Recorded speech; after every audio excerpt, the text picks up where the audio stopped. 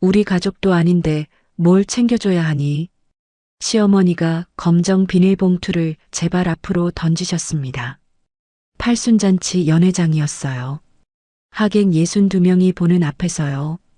신우이한테는 순금 반지 580만 원, 황금돼지 820만 원을 주셨어요. 저한테요? 유통기한 1년 지난 홍삼 캔디 한 봉지였습니다. 편의점 할인 스티커가 붙어 있었어요. 1,200원이라고요. 28년을 모셨습니다. 새벽 4시에 일어나서 전복죽 끓이고 기저귀 갈아드리고 병원 모시고 다녔어요. 명절마다 11시간씩 부엌에 서 있었습니다. 제가 시댁에 쓴 돈이 7억 3,440만 원이에요. 그런데 그 대가가 1,200원짜리 봉투였습니다. 그 사람들은 몰랐을 겁니다. 제가 28년 동안 영수증 한 장도 안 버렸다는 걸요. 2,847건의 증거가 있다는 걸요. 저를 노인학대범으로 몰고 인터넷에 제 얼굴 올리고 이혼 소송까지 걸었어요. 그런데 말입니다. 전부 제 손으로 되갚아줬습니다. 그럼 제 이야기를 시작해 보겠습니다. 오늘의 사연을 시작하기 전에 구독과 좋아요를 눌러주시면 감사드리겠습니다. 안녕하세요. 저는 61세 이순희입니다. 결혼 전에는 작은 식당에서 주방 일을 했어요. 재료비 하나하나 적어가며 원가 계산하는 게 제 일이었죠. 콩나물 한 봉지가 얼마고 두부 한 모가 얼마인지 그날그날 가계부에 꼼꼼히 적었습니다. 그때는 몰랐어요. 그 습관이 35년 후 제 인생을 지키는 무기가 될 줄은요. 여러분, 며느리로 산다는 게 어떤 건지 아시죠? 저는 28년을 시어머니 박복순 씨를 모시고 살았습니다. 시아버지 돌아가신 2003년부터요. 그 세월 동안 제가 시댁에 쓴 돈이 얼마인 줄 아세요? 7억 3,440만 원입니다. 생활비 180만 원씩 28년, 병원비 120만 원씩 15년, 명절마다 경조사마다 뜯기고 또 뜯겼어요. 제 용돈은요? 한 달에 8만 원이었습니다. 그마저도 시어머니가 용돈 더 달라고 하시면 3만 원 덜어서 보태드렸어요. 그런데 말입니다. 팔순잔치 그날 저는 제가 이 집에서 어떤 존재인지 똑똑히 깨달았습니다. 서울 강남 한정식집이었어요. 대관료 480만 원, 하객 62명, 식사비 1,240만 원. 남편 박재홍 씨 카드로 결제됐지만 그 돈 어디서 나왔겠습니까? 제가 관리하는 생활비 통장에서 빠져나갔죠. 신우이 박영숙 씨는 뭐라고 했는지 아세요? 박영숙 씨가 손톱을 다듬으며 말했습니다. 아이고, 옳게. 이번 어머니 잔치 말이야. 강남 그 집이 제일 낫다더라. 거기 예약 좀 잡아봐. 나는 요새 피부가 다니느라 눈코 뜰 새 없이 바쁘네. 올케가 살림꾼이니까 알아서 척척 잘할 거지. 믿어. 그 한마디에 1,720만 원이 제 어깨 위로 떨어졌습니다. 저는 아무 말도 못하고 고개만 끄덕였어요. 여러분, 제가 왜 그랬을까요? 35년을 그렇게 살아왔으니까요. 입을 열면 예민하다, 참으면 착하다 소리 듣는 게 며느리 인생이었습니다. 잔치 당일 연회장 좌석 배치표를 받습니다. 시어머니 자리 양옆에는 시누이 가족 4명이 앉게 되어 있었어요.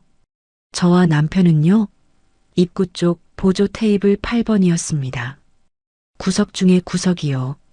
하객들 드나드는 문 바로 옆이라 찬바람이 휘윙 들어왔어요.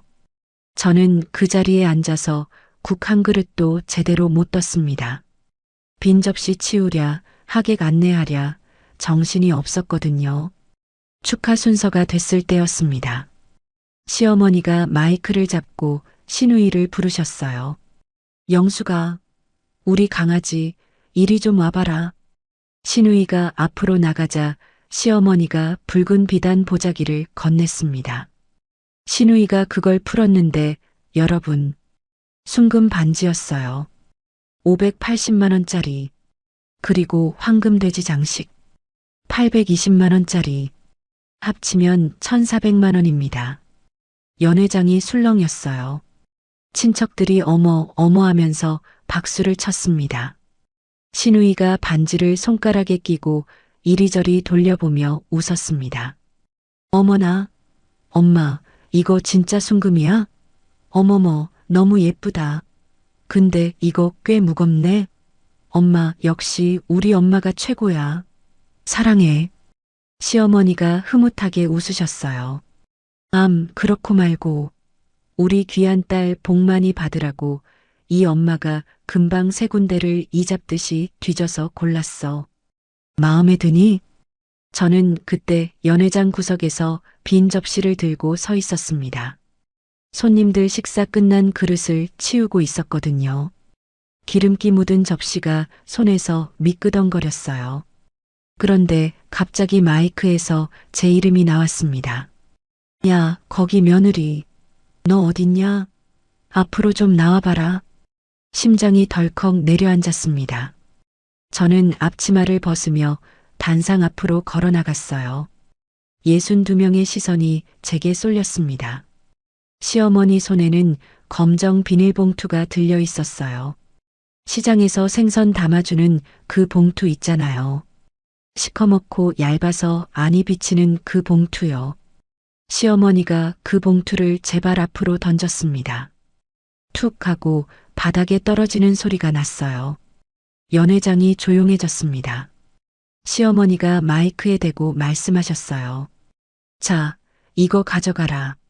너는 뭐 우리 집안 핏줄도 아니고 남남인데 내가 뭘 거창하게 챙겨주겠니? 그래도 오늘 고생 좀 한 것 같길래 빈손으로 보내기 뭐해서 하나 챙겼다. 감사히 받아라. 여러분, 그 소리가 연회장 스피커를 통해 울려 퍼졌습니다. 62명 하객이 다 들었어요. 제 귀가 멍해졌습니다. 우리 가족도 아닌데라는 말이 머릿속에서 맴돌았어요. 28년을 모셨는데 가족이 아니라고요? 저는 허리를 굽혀 봉투를 집어들었습니다. 손이 부들부들 떨렸어요. 고개를 들 수가 없었습니다. 자리로 돌아오는 7초가 7시간처럼 느껴졌어요. 그 사이 아무도 말을 걸지 않았습니다. 눈을 마주치는 사람도 없었어요. 그런데 시누이가 뭘 했는지 아세요? 휴대폰을 들고 그 장면을 찍고 있었습니다. 동영상으로요. 입꼬리가 올라간 게 보였어요. 저는 자리에 앉아서 봉투를 무릎 위에 올려놨습니다. 남편 박재홍 씨는 옆에서 고개를 숙이고 핸드폰만 만지작거리고 있었어요. 한마디도 안 했습니다. 당신 왜 그래요? 한마디가 그렇게 어려웠을까요? 잔치가 끝나고 오후 6시쯤 집에 왔습니다. 현관문을 닫고 방에 들어가 봉투를 열었어요. 안에 뭐가 있었는지 아세요? 홍삼 캔디 한 봉지였습니다. 그것도 유통기한이 1년이나 지난 거요. 봉지 겉면에 편의점 할인 스티커가 붙어 있었어요. 1,200원이라고 적혀 있었습니다. 정가가 4,800원인데 할인받아 1,200원에 산 거죠. 봉지를 열어보니까 캔디 새 알이 녹아서 서로 엉겨 붙어 있었습니다. 여러분, 제 마음이 어땠겠습니까? 시누이한테는 순금 반지 580만 원, 황금돼지 820만 원. 저한테는 유통기한 지난 홍삼 캔디 1,200원. 4,833배 차이입니다. 제가 계산해 봤어요. 28년 세월이 1,200원이었습니다. 저는 침대에 앉아서 봉투를 무릎에 올려놓고 계산기를 두드렸습니다. 결혼 초기 7년은 시어머니가 시아버지랑 따로 사셨어요. 시아버지 돌아가신 2003년부터 우리 집으로 모셨죠. 그때부터 계산했습니다. 생활비 180만 원 곱하기 12개월 곱하기 28년 6억 480만 원. 병원비 120만 원 곱하기 12개월 곱하기 15년 2억 1,600만 원. 시어머니 당뇨 진단받은 2010년부터 약값이 들었거든요. 명절 경조사비 연 800만 원 곱하기 28년 2억 2,400만 원. 가전교체, 난방비 같은 잡비 6,960만 원. 총합 7억 3,440만 원. 저는 계산기 화면을 사진으로 찍었습니다. 그리고 휴대폰에 폴더를 하나 만들었어요. 기록이라고 이름 붙였습니다. 그게 시작이었어요. 그날 밤 출가한 딸 수진이한테 카톡을 보냈습니다. 오늘 할머니 잔치 잘 끝났어라고만 썼어요. 수진이가 답장을 보내왔습니다. 엄마, 진짜 고생 많았어.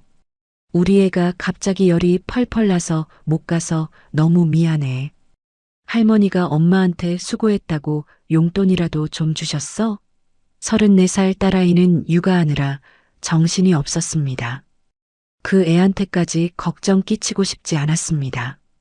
남편은 거실 소파에서 TV를 보고 있었어요. 저는 방문을 닫았습니다.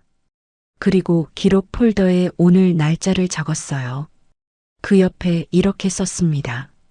검정 비닐봉투 홍삼 캔디 1,200원. 여러분, 그날 밤 저는 잠이 오지 않았습니다. 천장을 보며 생각했어요. 28년 동안 뭘 한 걸까? 새벽 4시에 일어나 전복죽 끓이고 병원 모시고 다니고 명절마다 20인분상 차리고 그게 다 뭐였을까요? 1,200원. 유통기한 지난 홍삼 캔디 3알. 그게 제 28년의 값이었습니다. 팔순잔치 다음 날이었습니다. 새벽 4시 반에 방문 두드리는 소리가 났어요. 쿵쿵쿵. 잠결에 벌떡 일어났습니다. 문을 여니까 시어머니가 복도에 서 계셨어요. 잠옷바람에 맨발이셨습니다.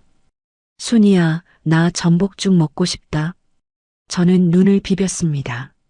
시계를 보니까 4시 32분이었어요. 창밖은 아직 깜깜했습니다. 어머니, 지금요? 냉장고에 전복이 없는데요. 시어머니가 인상을 쓰셨어요. 그럼 사와. 내가 며느리야, 내가 며느리야? 저는 대답 대신 고개를 숙였습니다. 옷을 갈아입고 차키를 들었어요. 새벽 5시에 집을 나섰습니다. 노량진 수산시장까지 왕복 1시간 40분 거리였어요. 3월 초라 바람이 매서웠습니다. 핸들 잡은 손이 꽁꽁 얼었어요. 수산시장에 도착하니까 새벽 6시 반이었습니다. 전복 1kg에 42,000원을 주고 샀어요. 싱싱한 놈으로 골라달라고 했더니 아저씨가 이 시간에 오시는 분은 효녀밖에 없어요 하더라고요. 저는 웃지 못했습니다. 집에 돌아온 게 7시 10분이었어요. 바로 부엌으로 들어갔습니다. 전복 손질하고 내장 따로 빼고 참기름에 볶고 불린 쌀 넣고 40분 동안 저었습니다. 죽이 보글보글 끓을 때 간을 봤어요. 싱거우면 또 뭐라 하시니까 소금을 조금 더 넣었습니다. 오전 7시 50분 죽을 뚝배기에 담아서 시어머니 방으로 가져갔습니다. 밥상 위에 올려드리고 숟가락을 건넸어요. 시어머니가 한 숟갈 뜨셨습니다. 그리고 숟가락을 탁 내려놓으셨어요. 죽이 퍼졌잖아. 이걸 어떻게 먹어? 저는 뚝배기를 내려다봤습니다. 제가 보기엔 괜찮았어요. 그런데 시어머니는 고개를 돌리셨습니다. 됐어. 입맛 없어. 나가봐. 새벽 4시 반에 일어나서 왕복 1시간 40분 운전하고 전복 42,000원어치 사고 40분 동안 저어서 끓인 죽이었습니다. 한 숟갈 드시고 퍼졌다는 말 한마디에 끝이었어요. 저는 뚝배기를 들고 부엌으로 돌아왔습니다. 싱크대 앞에 서서 한참을 멍하니 있었어요. 여러분, 그게 제 하루의 시작이었습니다. 그날 오전 10시쯤이었어요. 휴대폰 알림이 울렸습니다. 친척 단톡방이었어요. 47명이 있는 방인데 시누이가 뭔가를 올렸더라고요. 눌러봤더니 동영상이었습니다. 팔순잔치 때 제가 검정 비닐봉투 집어드는 장면이었어요. 신우이가 그 밑에 글을 달았습니다. 형분의 며느리 표정 보세요. 키읔키읔. 저는 손이 떨려서 휴대폰을 놓칠 뻔했습니다. 47명이 보는 방에 그 영상이 올라간 거예요. 댓글이 달리기 시작했습니다. 키읔키읔키읔 표정 실화냐, 에휴. 아무도 저를 걱정하는 말은 없었어요. 남편이 거실에서 TV를 보고 있었습니다. 저는 휴대폰을 들고 남편한테 갔어요. 여보, 이거 봐요. 영숙 씨가 단톡방에 이런 걸 올렸어요. 남편이 화면을 힐끗 보더니 말했습니다. 가족끼리 장난인데 뭘 그래. 내가 너무 예민해. 그러고는 리모컨을 들고 채널을 돌렸어요. 저는 그 자리에 서서 남편 뒤통수를 바라봤습니다. 입술을 깨물었어요. 피가 날 것 같았습니다. 아무 말도 못하고 방으로 돌아왔습니다. 그 주 목요일이 시어머니 정기검진 날이었어요. 대학병원 내과, 안과, 정형외과 3군데를 돌아야 했습니다. 저는 오전 8시에 시어머니를 모시고 집을 나섰어요. 병원 지하 1층 주차장에서 자리 찾는 데만 40분 걸렸습니다. 빙글빙글 돌았어요. 겨우 자리를 잡고 시어머니 휠체어를 꺼냈습니다. 내과 접수, 대기, 진료, 체열. 그 다음 안과. 또 접수, 대기, 진료. 정형외과까지 끝내니까 오후 1시였어요. 병원 끝나고 바로 집에 갈 수 있었을까요? 아니요. 약국 들러서 약 타고, 한의원 가서 침 맞으시게 하고, 대형마트 가서 장 보고, 마포구 약국, 서대문구 한의원, 은평구 마트, 3군데를 돌았습니다. 집에 도착하니까 오후 5시였어요. 9시간 동안 시어머니 모시고 다닌 겁니다. 현관문 열고 들어오니까 신우이가 거실 소파에 앉아 있었습니다. 언제 왔는지 커피를 마시고 있더라고요. 저는 시어머니 휠체어를 밀면서 인사했어요. 아, 영숙 씨 왔어요? 신우이가 커피잔을 내려놓으며 말했습니다. 언니, 나 엄마한테 할 말 있어서 왔어. 그러더니 시어머니한테 말했어요. 엄마, 나 요즘 쇼핑몰 자금 좀 빠듯해서 용돈 좀 더 필요한데. 시어머니가 고개를 끄덕이셨습니다. 그래, 얼마나 필요한데? 한 50만 원? 오빠네가 보태면 되잖아. 시어머니가 저를 쳐다보셨어요. 순이야, 들었지? 이번 달부터 50만 원 더 보태. 저는 입이 떨어지지 않았습니다. 이미 매달 생활비 180만 원에 병원비 120만 원을 드리고 있었어요. 총 300만 원이요. 거기에 50만 원을 더 보태라고요? 어머니, 저희도 형편이. 신우이가 끼어들었습니다. 언니, 형편이 뭐가 어려워? 오빠 대기업 다녔잖아. 퇴직금도 받았을 거고. 저는 신우이 얼굴을 봤습니다. 손톱에 빨간 매니큐어가 반짝거렸어요. 발리 여행 갔다 왔다면서 얼굴이 그을려 있었습니다. 1박에 89만 원짜리 풀빌라에서 2주를 살다 온 사람이 50만 원을 더 달라고요? 저녁에 남편한테 말했습니다. 여보, 어머니가 생활비 50만 원 더 보태래요. 영숙 씨한테 줄 용돈이 필요하대요. 남편이 TV에서 눈을 떼지 않고 말했어요. 그래, 그럼 내가 알아서 줄이면 되잖아. 뭘 나한테 그래. 저는 할 말을 잃었습니다. 제가 알아서 줄이라고요? 이미 제 용돈 8만 원에서 쥐어짜고 있는데요. 그날 밤 저는 제 용돈 8만 원에서 3만 원을 덜어내기로 했습니다. 앞으로 한 달에 5만 원으로 살아야 했어요. 화장품 살 돈은 없었습니다. 친구 만나서 커피 한 잔 마실 여유도 없어졌어요. 추석 연휴가 다가왔습니다.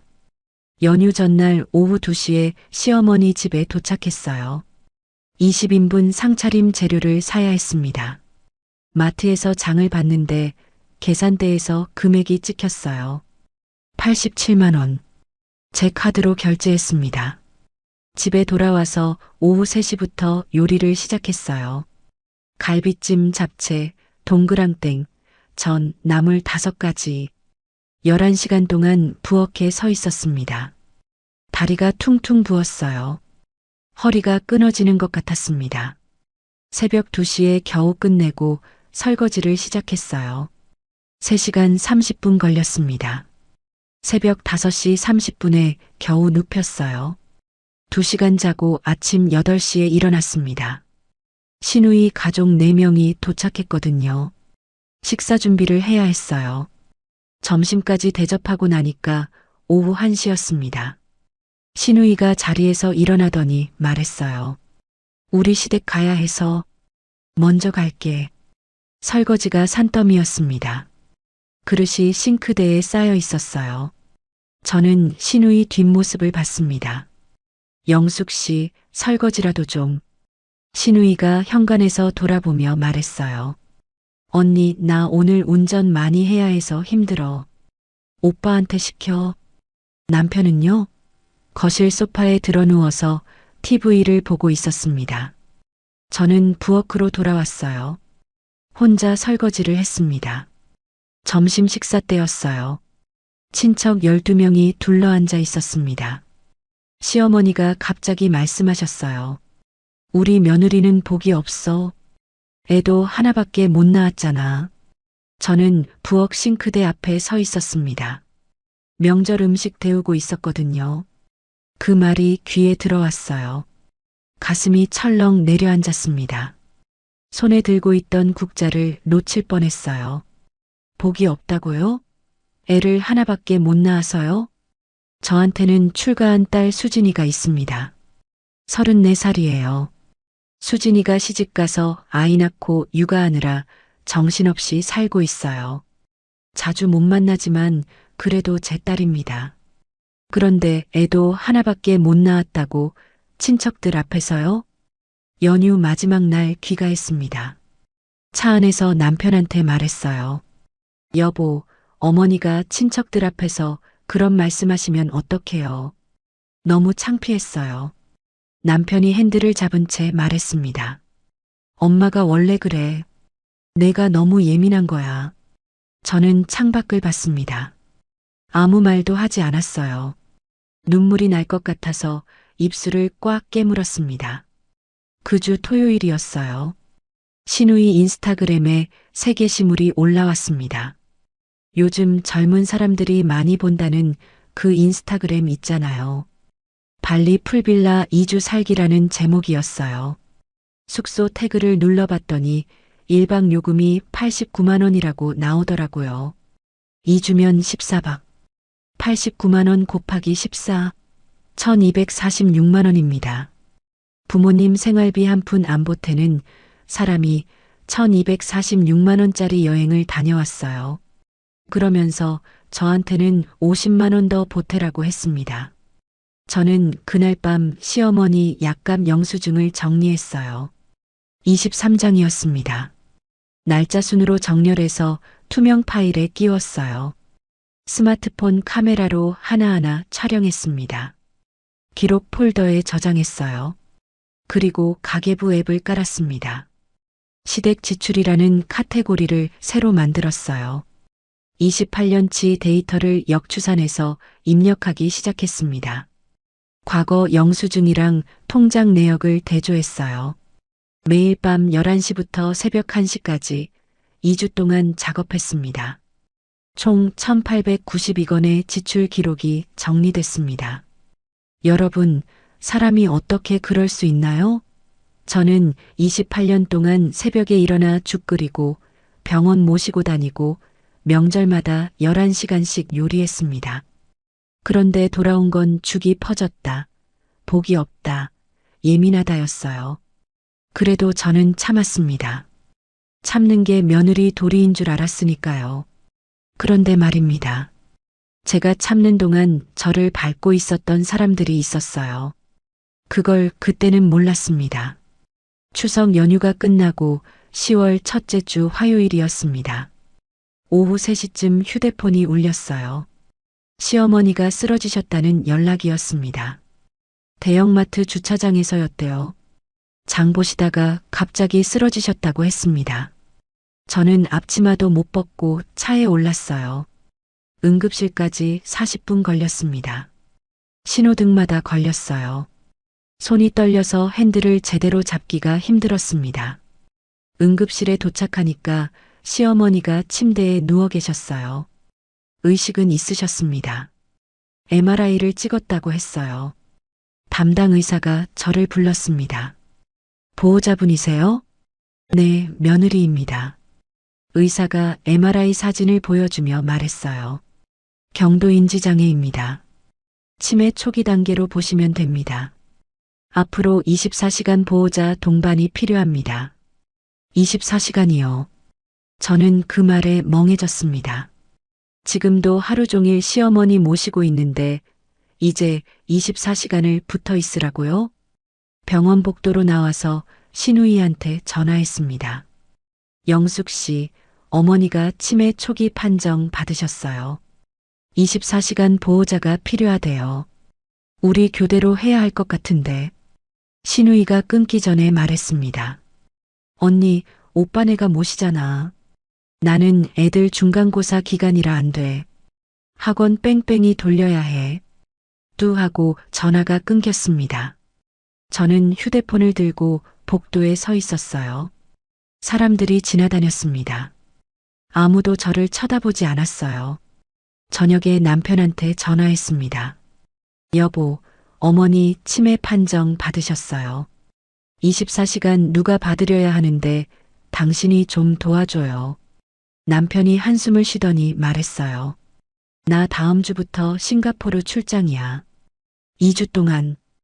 회사에서 자원자 뽑길래 손 들었어. 어떻게 가야지. 자원했다고요? 어머니가 쓰러졌는데 해외 출장을 자원했다고요? 여보, 어머니가 아프신데. 엄마한테 내가 잘해. 나 회의 들어가야 해. 끊어. 뚜뚜뚜. 전화가 끊겼습니다. 저는 병원 복도 의자에 주저앉았어요. 다리에 힘이 풀렸습니다. 결국 저 혼자였습니다. 시어머니 퇴원하시는 날, 저는 시어머니 집으로 짐을 옮겼어요. 옷가지 7벌, 세면도구, 혈압계. 그게 제 짐 전부였습니다. 입주 간병이 시작됐어요. 하루 일과가 어땠는지 아세요? 새벽 5시에 일어나서 시어머니 기저귀 확인했습니다. 기저귀 한 팩에 2만 원이에요. 일주일에 3팩 썼습니다. 한 달이면 기저귀 값만 24만 원이었어요. 아침 6시에 죽 끓이고 7시에 아침 식사 도와드리고 8시에 약 챙겨드리고 오전에 병원 데이케어 프로그램 보내드리면 오후 4시까지 자유시간이었습니다. 자유시간이라고요? 아니요. 그 시간에 빨래하고 청소하고 장보고 저녁 준비했어요. 오후 4시에 시어머니 모시러 가고 저녁 식사 차려드리고 9시에 주무시게 해드리고 그러고 나면 밤 10시였습니다. 그런데 밤이라고 끝이 아니었어요. 시어머니가 새벽에 자주 깨셨거든요. 2시간마다 한 번씩 화장실 가신다고 부르셨어요. 저는 눈을 제대로 붙일 수가 없었습니다. 간병 4일째 새벽 3시였어요. 시어머니가 화장실 가시다가 복도에서 넘어지셨습니다. 쿵 하는 소리에 잠이 확 깼어요. 뛰어나갔더니 시어머니가 바닥에 누워 계셨습니다. 다행히 크게 다치신 데는 없었어요. 부축해서 다시 침대에 눕혀드렸습니다. 그날 이후로 저는 잠을 못 잤어요. 시어머니가 움직이실까봐 귀를 쫑긋 세우고 있었거든요. 눈을 감아도 잠이 안 왔습니다. 간병 7일째였습니다. 새벽 3시 15분이었어요. 시어머니가 잠드신 걸 확인하고 욕실에 들어갔습니다. 세수를 하려고 물을 틀었어요. 그런데 갑자기 눈앞이 캄캄해졌습니다. 어지러움이 확 밀려왔어요. 저는 세면대 모서리에 이마를 부딪히며 쓰러졌습니다. 정신이 들었을 때 차가운 타일 바닥에 누워 있었어요. 이마에서 뭔가가 흘러내렸습니다. 손으로 만져보니까 피었어요. 저는 기어서 휴대폰을 집었습니다. 119에 전화했어요. 말이 제대로 안 나왔습니다. 살려주세요. 구급대원이 왔을 때 저는 욕실 바닥에 쓰러져 있었어요. 들것에 실려서 병원으로 갔습니다. 서울 서대문구 소재 종합병원 응급실이었어요. 눈을 떴을 때 하얀 천장이 보였습니다. 코에 산소호흡기가 꽂혀 있었어요. 팔에는 수액줄이 연결되어 있었습니다. 의사가 침대 옆에 서 있었어요. 이순희 씨, 정신이 드세요? 저는 고개를 끄덕였습니다. 만성피로 누적이에요. 저혈압에 경미한 뇌진탕까지 있습니다. 입원 3일 권고합니다. 의사가 제 눈을 들여다보며 말했어요. 이대로 가시면 정말 쓰러져서 못 일어나십니다. 본인 몸 좀 챙기세요. 저는 아무 말도 못했습니다. 눈물이 흘렀어요. 주먹으로 눈을 닦았습니다. 입원실로 옮겨졌습니다. 4인실이었어요. 침대에 누워서 휴대폰을 확인했습니다. 남편한테서 문자가 와 있었어요. 딱 한 통이었습니다. 엄마 잘 부탁해. 나 회의 중. 퇴원하면 연락해. 여러분, 제 마음이 어땠겠습니까? 저는 쓰러져서 응급실에 실려왔습니다. 이마에서 피가 났어요. 의사가 못 일어나십니다라고 했습니다. 그런데 남편이 보낸 문자가 뭐였냐고요. 엄마 잘 부탁해.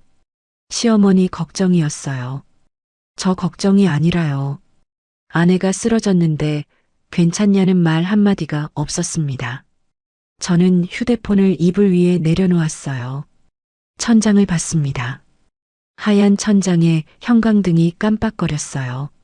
35년을 같이 살았습니다. 그 사람한테 저는 뭘까요? 시어머니 간병하는 사람? 밥 차려주는 사람? 청소하는 사람? 남편이라는 사람한테 저는 사람이 아니었어요. 입원 3일째 되는 날 오후 퇴원 수속을 밟았습니다. 병원비 47만 원을 내고 시어머니 집으로 돌아왔어요. 이마에 밴드를 붙인 채로요. 집에 들어오니까 시어머니가 거실에 앉아 계셨어요. 저를 보시더니 말씀하셨습니다. 왔어? 너 없으니까 밥이 맛이 없더라. 저 걱정은 없으셨어요. 밥맛이 없었다는 말만 하셨습니다. 그날 저녁 시어머니 통장 정리를 도와드렸어요. 농협 통장이었습니다. 잔액을 확인하려고 거래 내역을 훑어보다가 이상한 걸 발견했습니다. 최근 3개월간 큰 금액이 빠져나가 있었어요. 7월 3일 700만 원 이체, 7월 28일 800만 원 이체, 8월 15일 600만 원 이체, 9월 5일 700만 원 이체, 총 2,800만 원이었습니다. 이체받은 계좌는 전부 국민은행이었어요. 저는 시어머니께 여쭤봤습니다. 어머니, 이 돈은 어디로 보내신 거예요? 2,800만 원이나 빠져나갔어요. 시어머니가 고개를 갸웃하셨어요. 내가 그랬나 기억이 안 나. 저는 가슴이 덜컥 내려앉았습니다. 2,800만 원을요? 기억이 안 나신다고요? 저는 신우이한테 전화했어요. 영숙 씨, 어머니 통장에서 2,800만 원이 빠져나갔어요. 혹시 알아요? 신우이가 퉁명스럽게 대답했습니다. 엄마가 직접 하신 거예요. 왜 난리예요? 아니, 그 돈이 어디로 간 건지. 언니, 우리 엄마 돈 우리 엄마 마음대로 쓰는 건데 뭔 상관이에요? 참견 좀 그만해요. 뚜 하고 전화가 끊겼습니다. 저는 이상했습니다. 시어머니가 치매 초기인데 3개월 동안 2,800만 원을 이체하셨다고요? 게다가 기억이 안 나신다고요? 저는 휴대폰 카메라로 이체 명세서 사장을 촬영했습니다. 기록 폴더에 저장했어요. 그리고 컴퓨터를 켜서 대법원 인터넷 등기소에 접속했습니다. 시어머니 명의 부동산 등기부등본을 발급받았어요. 화면에 뜬 내용을 보고 저는 눈을 의심했습니다. 시어머니 소유였던 서울 마포구 아파트가 있었어요. 전용 84제곱미터, 시가 4억 2천만 원짜리 아파트였습니다. 그 아파트가 6개월 전인 4월 15일에 소유권 이전이 되어 있었어요. 새 소유자 이름은 박영숙이었습니다. 신우이요. 이전 원인은 증여라고 적혀 있었어요. 저는 국세청 홈택스에 접속했습니다. 증여세 납부 내역을 조회했어요. 증여세 8,400만 원이 시어머니 계좌에서 납부된 기록이 있었습니다. 신우이가 낸 게 아니었어요. 시어머니 돈으로 세금까지 낸 거예요.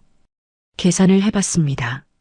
아파트 4억 2천만 원, 증여세 대납 8,400만 원, 현금 이체 2,800만 원, 총 5억 3,200만 원이었습니다. 신우이가 시어머니한테서 5억이 넘는 돈을 빼간 거예요. 그것도 시어머니가 치매 판정 받기 직전에요. 저는 화장실에 들어갔습니다. 문을 잠그고 세면대 거울 앞에 섰어요. 5분 동안 거울 속 제 얼굴을 봤습니다. 핏기가 없었어요. 이마에는 밴드가 붙어 있었고 손등에는 간병하면서 생긴 멍이 3군데 남아 있었습니다. 저는 휴대폰 메모장을 열었어요. 한 줄을 적었습니다. 참을 것인가, 기록할 것인가. 그 아래 한 줄을 더 적었어요. 기록한다. 그날 밤 35년 결혼 생활에서 처음으로 남편한테 먼저 전화하지 않았습니다. 연락 기다리지도 않았어요.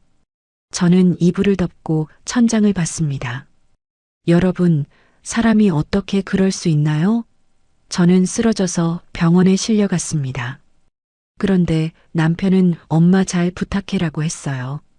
신우이는 시어머니 재산 5억을 빼갔습니다. 시어머니는 밥이 맛이 없더라고 했어요. 28년 동안 저는 뭘 한 걸까요? 새벽에 일어나 죽 끓이고 기저귀 갈아드리고 병원 모시고 다녔습니다. 그 대가가 뭐였냐고요? 병원 침대에서 받은 문자 한 통. 엄마 잘 부탁해. 그게 전부였습니다. 퇴원 후 2주째 되는 날이었습니다. 서대문구 종합병원 외래 진료가 있었어요. 뇌진탕 경과 관찰 때문이었죠. 오전 10시에 대기실 의자에 앉아 있었습니다. 이마에 붙인 밴드는 떼었지만 아직 흉터가 남아 있었어요. 대기 번호표를 보고 있는데 누군가 옆에 앉았습니다. 간호사였어요. 흰 가운을 입은 중년 여자분이었습니다. 저를 힐끗 보더니 말을 걸었어요. 어르신, 손등에 멍이 많으시네요. 저는 손등을 내려다봤습니다. 시어머니 부축하다가 생긴 멍이 아직 남아 있었어요. 노란색으로 변해 있었습니다. 아, 이거요. 어머니 간병하다가. 간호사가 고개를 끄덕이더니 말했어요. 어르신, 잠깐 커피 한 잔 하실래요? 저 지금 휴게 시간이거든요. 저는 얼떨결에 따라갔습니다. 병원 지하 1층 휴게실이었어요. 자판기 커피를 2잔 뽑아서 테이블에 앉았습니다. 간호사가 명찰을 보여줬어요. 정미영, 48세라고 적혀 있었습니다. 저도 시월드 때문에 고생 많이 했어요. 10년 전에 이혼했거든요. 저는 커피잔을 든 채 정미영 씨를 봤습니다. 처음 보는 사람인데 왜 이런 얘기를 하는 걸까요? 정미영 씨가 말을 이었어요. 어르신 표정 보니까 제가 그때랑 똑같아요. 지칠 대로 지치셨죠? 병원 응급실에서 어르신 실려 오시는 거 봤거든요. 혼자 오셨더라고요. 저는 입술을 깨물었습니다. 눈물이 날 것 같았어요. 보호자분은 안 오셨어요? 남편은 해외 출장 중이에요. 신우이는 바쁘대요. 정미영 씨가 한숨을 쉬었습니다. 그래서 어르신 혼자 쓰러지신 거예요. 아무도 안 챙겨주니까. 저는 고개를 숙였습니다. 자판기 커피가 식어가고 있었어요. 정미영 씨가 제 손을 잡았습니다. 어르신, 제가 드릴 말씀이 있어요. 저는 고개를 들었습니다. 기록하세요. 네, 저도 그랬어요. 시어머니한테 당하고 남편한테 무시당하고 10년을 참았어요. 그런데 어느 날 깨달았어요. 참기만 하면 아무도 제 편이 안 돼준다는 거요. 정미영 씨가 제 눈을 똑바로 봤습니다. 그래서 기록했어요. 통장 내역, 영수증, 대화 내용 다 모았어요. 그게 저를 살렸습니다.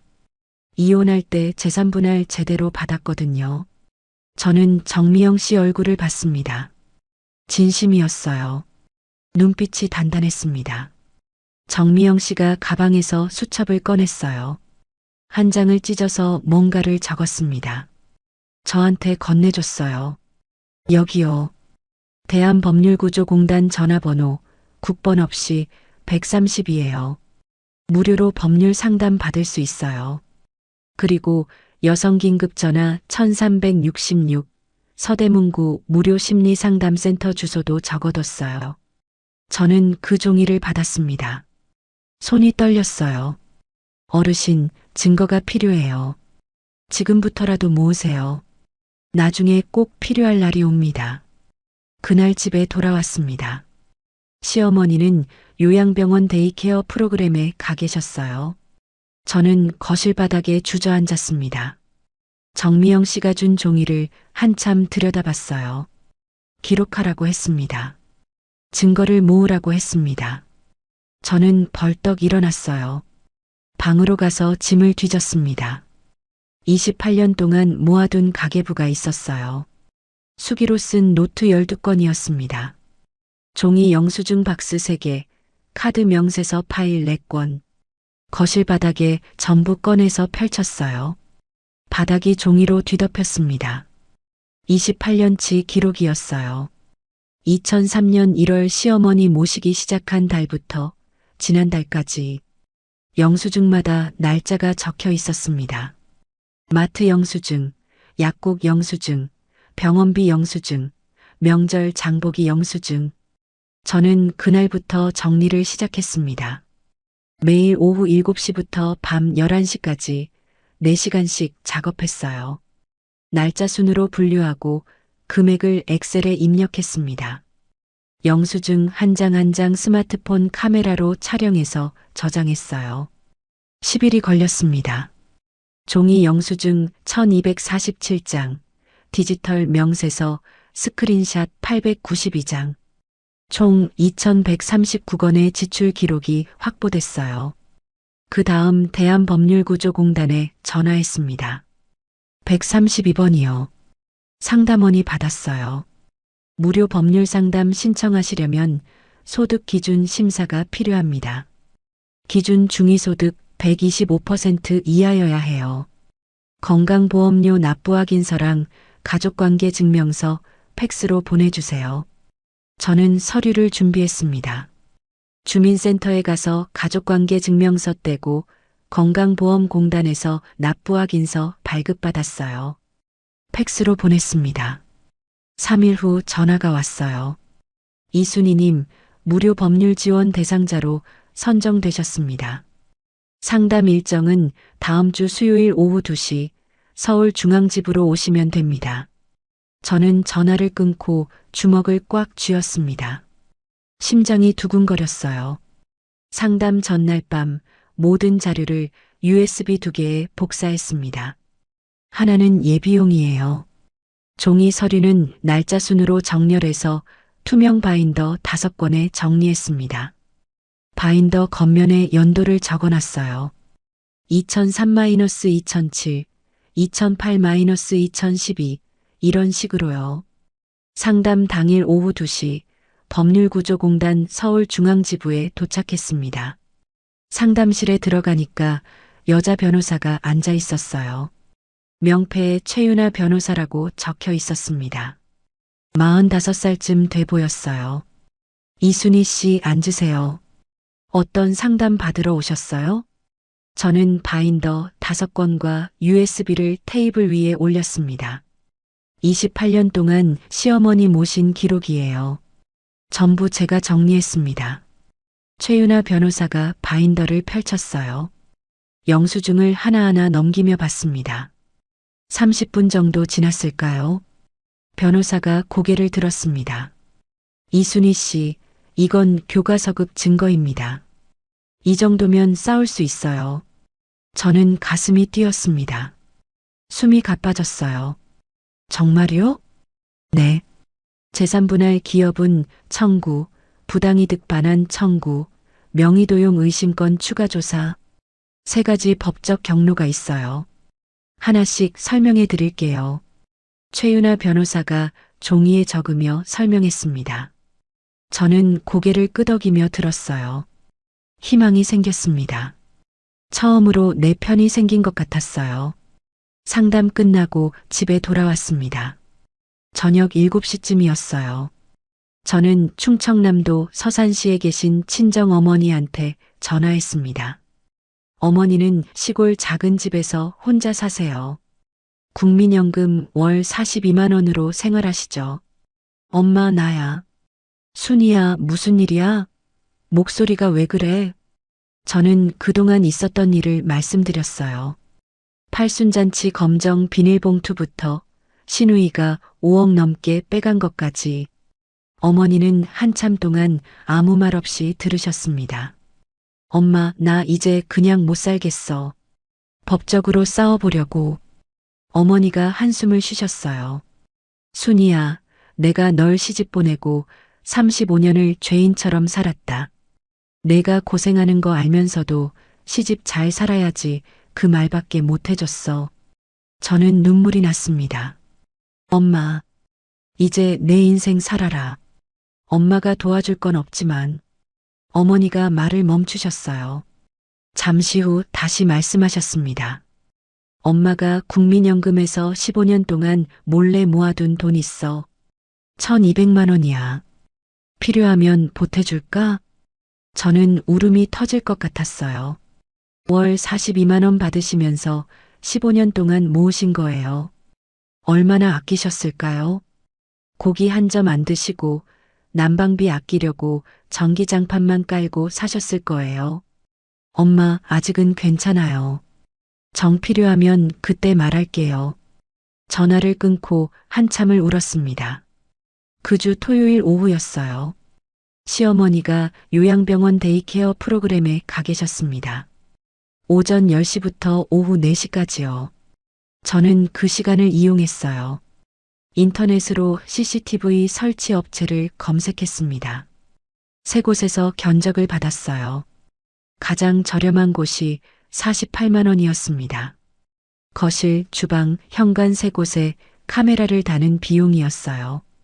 저는 제 비상금 통장에서 현금을 인출했습니다. 48만 원이요. 그 돈으로 CCTV를 설치했어요. 설치 기사가 물었습니다. 영상 저장은 어디로 할까요? 클라우드로 하면 월정액이 나가는데요. 제 휴대폰에 자동으로 저장되게 해주세요. 기사가 앱을 설치해줬어요. 날짜별로 영상 검색이 가능했습니다. 테스트 촬영을 해보니까 거실 소파까지 선명하게 나왔어요. 그날 저녁 남편한테 문자를 보냈습니다. 이제부터 심오진 모든 대화와 상황이 녹화됩니다. 읽음 표시가 떴어요. 하지만 답장은 오지 않았습니다. 저는 휴대폰 갤러리를 열었어요. 기록 폴더 이름을 증거로 바꿨습니다. 6자리 비밀번호를 설정했어요. 제 생년월일이 아닌 아무도 모르는 숫자로요. 여러분, 저는 그때 깨달았습니다. 참기만 하면 아무것도 바뀌지 않는다는 걸요. 28년 동안 예민하다. 그냥 넘어가라.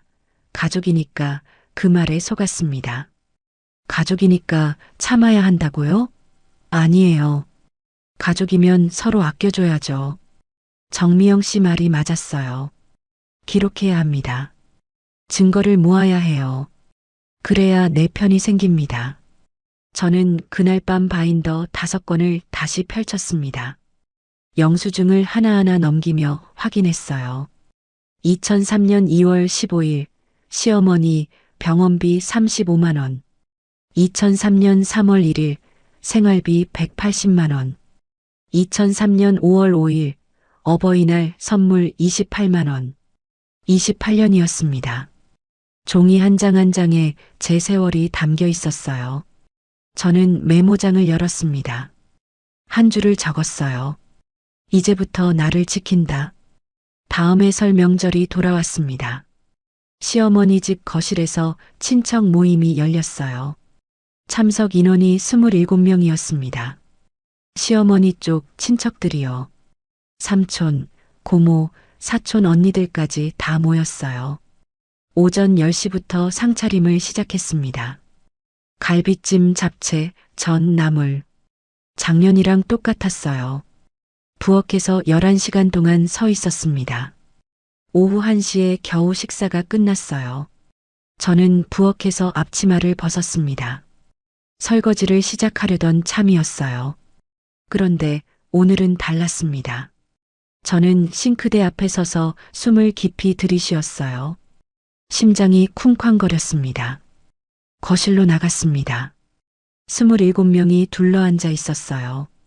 시어머니가 상석에 앉아 계셨고 시누이가 그 옆에 있었습니다. 남편은 구석 자리에서 휴대폰을 만지작거리고 있었어요. 저는 입을 열었습니다. 잠시 보여드릴 게 있습니다. 거실이 조용해졌어요. 27개의 시선이 저한테 쏠렸습니다. 저는 미리 가져온 노트북을 꺼냈어요. 거실 대형 TV에 HDMI 케이블로 연결했습니다. 55인치 화면에 불이 들어왔어요. 시누이가 눈을 치켜떴습니다. 언니, 갑자기 뭐 하는 거예요? 저는 대답하지 않았어요. 노트북 자판을 눌렀습니다. 첫 번째 화면이 떴어요. 28년치 시댁 지출 내역 요약표. 생활비 6억 480만 원. 병원비 2억 1,600만 원. 명절 경조사비 2억 2,400만 원. 기타 잡비 6,960만 원. 총 합계 7억 3,440만 원. 거실이 술렁였습니다. 친척들이 웅성거리기 시작했어요. 뭐야, 저게 다 뭐야? 7억이 넘는다고? 저는 두 번째 화면을 띄웠습니다. 15명의 마포구 아파트 등기부등본. 증여일자 4월 15일, 수증자 박영숙. 그 옆에 증여세 8,400만 원 납부 내역이 나왔어요. 납부자는 시어머니 계좌였습니다. 세 번째 화면이 떴습니다. 시모 계좌, 시누이 계좌 이체 내역. 7월 3일 700만 원, 7월 28일 800만 원, 8월 15일 600만 원, 9월 5일 700만 원, 총 2,800만 원. 거실이 완전히 조용해졌습니다. 숨소리만 들렸어요. 시누이 얼굴이 창백하게 변했습니다. 입술이 파르르 떨리고 있었어요. 시어머니가 자리에서 벌떡 일어나셨습니다. 다 거짓말이야. 전현이 조작한 거야. 시어머니가 소리를 지르다가 비틀거리셨어요. 옆에 있던 시누이가 부축했습니다. 저는 담담하게 말했어요. 국세청과 금융감독원에서 확인 가능합니다. 필요하시면 조회 방법 알려드릴게요. 시누이가 남편한테 달려갔습니다. 오빠, 저 여자 좀 어떻게 해? 가족 앞에서 이게 뭐 하는 짓이야? 저는 남편을 봤습니다. 남편이 뭐라고 할까요? 당신 왜 그래 할까요? 엄마한테 사과해야 할까요? 남편은 아무 말도 하지 않았습니다. 고개를 숙인 채 바닥만 봤어요. 35년을 같이 산 남편이었습니다. 그 사람은 제 편이 아니었어요. 시어머니 편도 아니었어요. 그냥 아무 편도 아니었습니다. 저는 노트북을 닫았습니다. 보여드릴 건 여기까지입니다. 모임이 어색하게 끝났어요. 친척들이 하나둘 자리를 떴습니다. 현관에서 인사하는 소리가 들렸어요. 그런데 시어머니 쪽 사촌 언니 세 분이 저한테 다가왔습니다. 순이야, 우리가 몰랐다. 내가 그렇게 고생한 줄. 28년 동안 혼자 다 감당한 거야? 힘들었겠다. 영숙이가 그렇게 돈을 빼갔는지 우리도 처음 알았어. 저는 고개를 숙였습니다. 눈물이 날 것 같았지만 참았어요. 울면 안 됐습니다. 아직 끝난 게 아니니까요. 저녁 7시에 집으로 돌아왔습니다. 현관문을 닫자마자 남편이 말했어요. 내가 왜 그랬어? 가족 망신이잖아. 저는 남편 얼굴을 똑바로 봤습니다. 35년 동안 왜 한 번도 안 물었어요? 뭘? 내가 얼마나 힘든지, 내가 얼마나 참고 있는지, 왜 한 번도 안 물었냐고요. 남편이 입을 다물었습니다. 대답이 없었어요. 저는 방으로 들어가서 문을 닫았습니다. 그날 밤 10시였어요. 휴대폰 알림이 울렸습니다. 친척 단톡방이었어요. 신우이가 글을 올렸습니다. 저 여자 완전 미쳤음. 가족 명예훼손으로 고소할 거임. 저는 스크린샷을 찍었습니다. 증거 폴더에 저장했어요. 날짜랑 시간이 찍힌 캡처였습니다. 다음 날 오전 9시 시어머니한테서 전화가 왔어요. 받았더니 시어머니 목소리가 들렸습니다. 너 고소할 거야. 각오해. 저는 통화 버튼 누르기 전에 녹음 버튼을 먼저 눌렀어요. 시어머니 말씀이 전부 녹음되고 있었습니다. 네, 알겠습니다. 저는 그렇게만 대답하고 전화를 끊었어요. 녹음 파일을 증거 폴더에 저장했습니다. 오전 10시 최윤아 변호사한테 전화했어요. 변호사님, 예상대로 역공이 시작됐습니다. 시어머니가 고소한다고 하세요. 최윤아 변호사가 침착하게 대답했습니다. 예상 범위입니다. 증거 파일 전부 보내주세요. 이메일 주소 알려드릴게요. 저는 증거 폴더 안에 있는 파일을 정리했습니다. 영수증 사진, 통장 내역 캡처, 등기부등본, 녹음 파일, 단톡방 스크린샷. 총 2847건이었어요. 파일을 하나로 묶었습니다. 비밀번호를 설정하고 최윤아 변호사 이메일로 보냈어요. 용량이 커서 10분 넘게 걸렸습니다. 전송 완료 알림이 떴어요. 저는 휴대폰 캘린더를 열었습니다. 내일 날짜에 최윤아 변호사 대면 미팅 오후 3시라고 입력했어요. 여러분, 제 마음이 어땠겠습니까? 28년 동안 모은 영수증이었어요. 새벽 4시에 일어나서 전복죽 끓인 날, 명절에 11시간 동안 부엌에 서 있던 날, 기저귀값 24만 원 내던 날, 그 모든 날들이 종이 한 장 한 장에 담겨 있었습니다. 7억 3,440만 원. 제 28년의 값이었어요. 시어머니는 저한테 검정 비닐봉투를 던지셨습니다. 1,200원짜리 홍삼 캔디가 든 봉투를요. 그게 제 값이라고 생각하셨던 거예요. 그런데 말입니다. 저한테는 영수증이 있었어요. 기록이 있었습니다. 28년 동안 한 장도 안 버리고 모아뒀거든요. 정미영 씨 말이 맞았어요. 기록이 나를 살립니다. 저는 그날 밤 침대에 누워서 천장을 봤습니다. 싸움은 이제부터였어요. 시어머니가 고소한다고 했습니다. 신우이도 가만히 있지 않을 거예요. 남편은 어느 편에 설지 모르겠습니다. 그래도 저는 두렵지 않았어요. 왜냐고요? 2847건의 증거가 있으니까요. 설 연휴가 끝나고 다음 주 월요일이었습니다. 오전 10시쯤 현관 초인종이 울렸어요. 누군가 싶어서 문을 열었더니 낯선 사람 2명이 서 있었습니다. 양복을 입은 중년 남자와 여자였어요. 이순희 씨 맞으시죠? 노인보호전문기관 서울서부지부에서 나왔습니다. 노인학대 신고 접수건으로 조사 나왔습니다. 저는 귀를 의심했습니다. 노인학대요? 제가요? 무슨 말씀이세요? 저는 학대한 적 없는데요. 신고가 접수됐습니다. 피해자 박복순 씨, 가해자로 지목된 분이 이순희 씨예요. 잠시 조사에 협조해 주셔야 합니다. 저는 멍하니 서 있었어요. 다리에 힘이 풀렸습니다. 조사관 2명이 집 안으로 들어왔어요. 조사관이 시어머니 방으로 들어갔습니다. 시어머니와 따로 면담을 한다고 했어요. 저는 거실에서 대기해야 했습니다. 소파에 앉아서 손을 꼭 쥐었어요. 손바닥에 땀이 났습니다. 30분이 지났어요.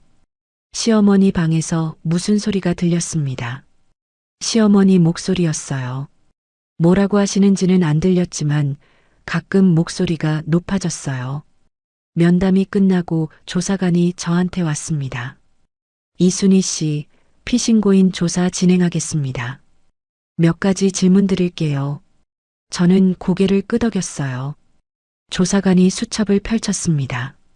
신고 내용에 따르면 이순희 씨가 시어머니 식사를 거르게 하고 욕설을 했다고 합니다. 사실인가요? 저는 고개를 저었습니다. 아니요. 저는 28년 동안 하루도 빠짐없이 식사 챙겨드렸습니다. 욕설도 한 적 없어요. 증거가 있으신가요? 저는 자리에서 일어났어요. 휴대폰을 가져왔습니다. CCTV 영상 있습니다. 거실, 주방, 현관 세 곳에 카메라 설치해뒀어요. 42시간 분량 있습니다. 조사관이 눈을 동그랗게 떴어요. CCTV요? 네. 날짜별로 정리해뒀습니다. USB에 담아드릴까요? 저는 미리 준비해둔 USB를 건넸습니다. 조사관이 받아들었어요. 영상 확인 후 결과 통보드리겠습니다. 조사관들이 돌아갔습니다. 현관문이 닫히고 나서야 저는 소파에 주저앉았어요. 온몸에 힘이 빠졌습니다. 노인학대범이라고요. 28년 동안 새벽 4시에 일어나서 죽 끓이고 기저귀 갈아드리고 병원 모시고 다닌 제가요. 세상에 어떻게 이럴 수 있나요? 3일 후 노인보호 전문기관에서 전화가 왔어요. 이순희 씨 조사 결과 알려드립니다. CCTV 영상 확인 결과 학대 정황이 없는 것으로 판단됐습니다. 종결 예정입니다. 저는 안도의 한숨을 내쉬었어요. 다행이다 싶었습니다. 그런데 그게 끝이 아니었어요. 5일 후 휴대폰에 문자가 왔습니다. 서울서 부경찰서입니다. 노인학대 혐의 관련 출석 요청합니다. 다음 주 수요일 오전 10시 시어머니와 시누이가 경찰에 추가 고소장을 제출한 거예요. 노인보호 전문기관에서 종결됐는데 경찰에 또 신고한 겁니다. 출석 당일 오전 10시 서울서 부경찰서 형사과에 도착했어요. 조사실에 들어가니까 조사관이 서류를 펼쳤습니다. 이순희 씨, 피고소인 진술 받겠습니다. 고소인 박복순 씨와 박영숙 씨가 제출한 진술서입니다. 한번 보시겠어요? 저는 진술서를 받아들었어요. 손이 떨렸습니다. 내용을 읽었습니다. 며느리 이순희가 2024년 10월부터 2025년 1월까지 식사를 거르게 하고 죽어버려라는 욕설을 수차례 했다. 저는 눈을 의심했어요. 죽어버려라요? 제가 그런 말을 했다고요? 이 내용 사실인가요? 아닙니다. 전혀 사실이 아닙니다. 저는 가방에서 USB를 꺼냈어요. CCTV 영상 42시간 분량이 담긴 USB였습니다. 날짜별로 편집해서 15개 파일로 정리해뒀어요. 그리고 식사 준비 사진 127장도 있었습니다. 타임스탬프가 찍힌 사진들이요. 이게 증거입니다. CCTV 영상이랑 식사 준비 사진이에요. 날짜별로 다 정리해뒀습니다. 조사관이 USB를 받았어요. 영상 분석 후 연락드리겠습니다. 경찰서를 나왔습니다. 저는 길가에 서서 한참을 멍하니 있었어요. 사람들이 지나다녔습니다. 아무도 저를 쳐다보지 않았어요. 집에 돌아와서 화장실에 들어갔습니다. 변기 뚜껑에 앉아서 10분 동안 눈을 감고 있었어요. 눈물이 흘렀습니다. 참으려고 했는데 참아지지 않았어요. 여러분, 제 마음이 어땠겠습니까?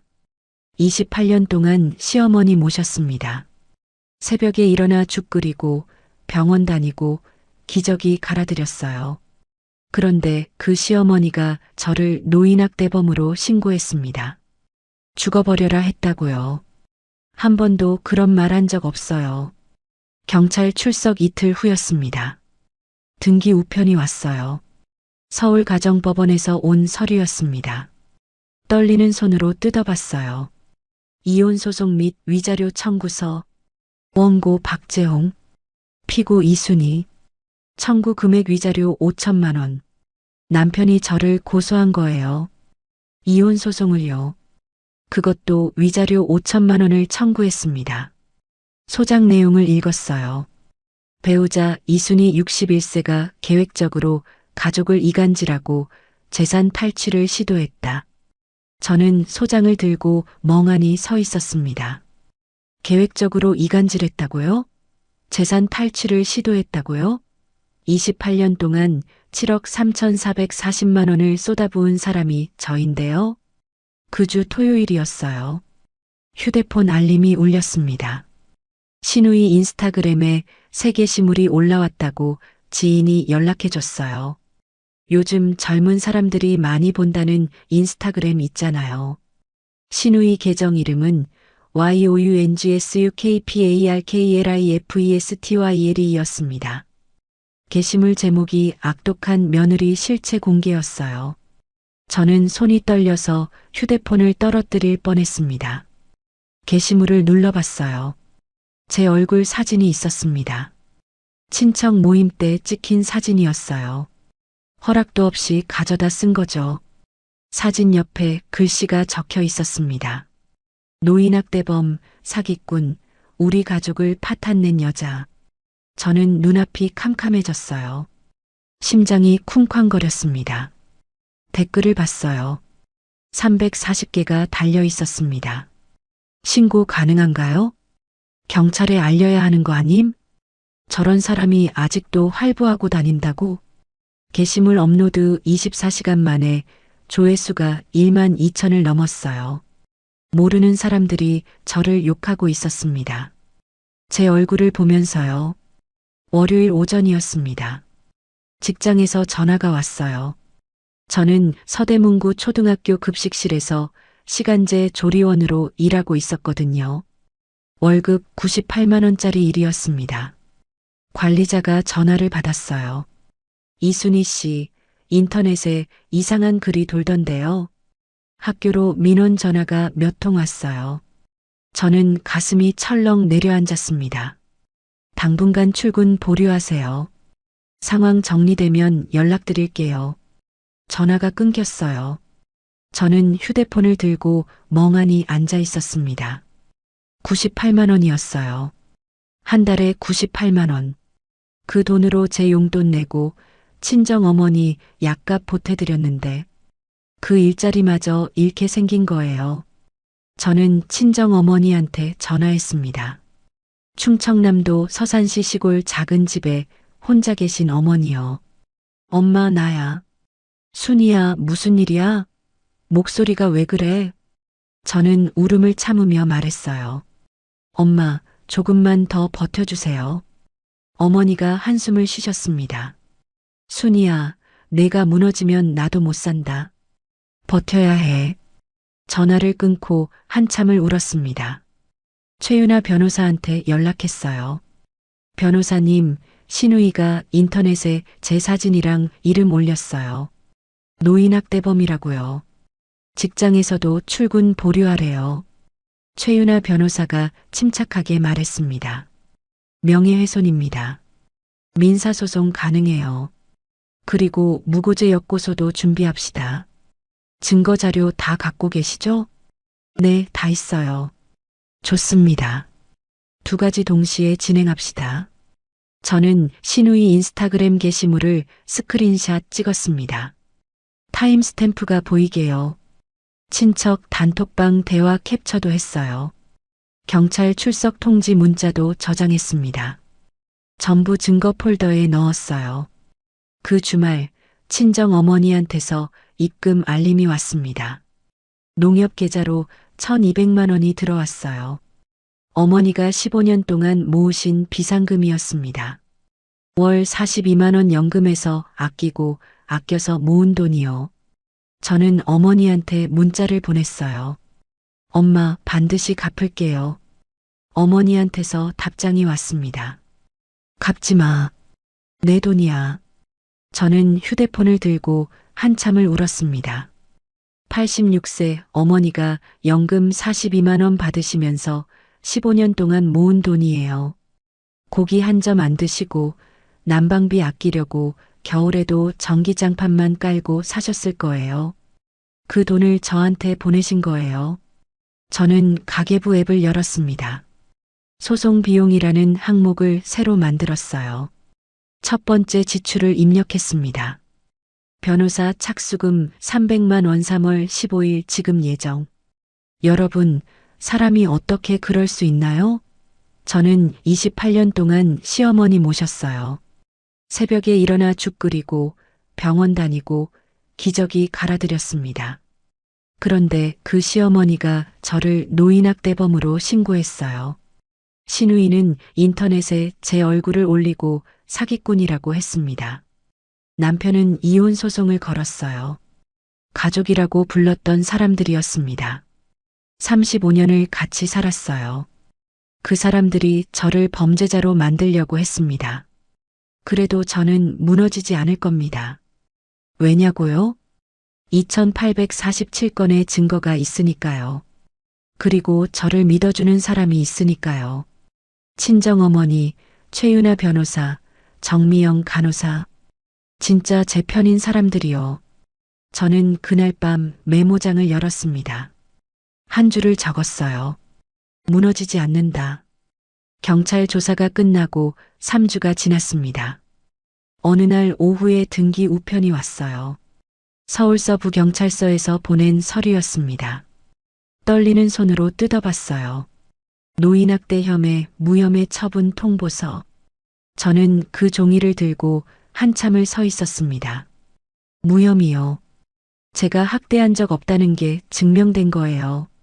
CCTV 영상 42시간이 저를 살렸습니다.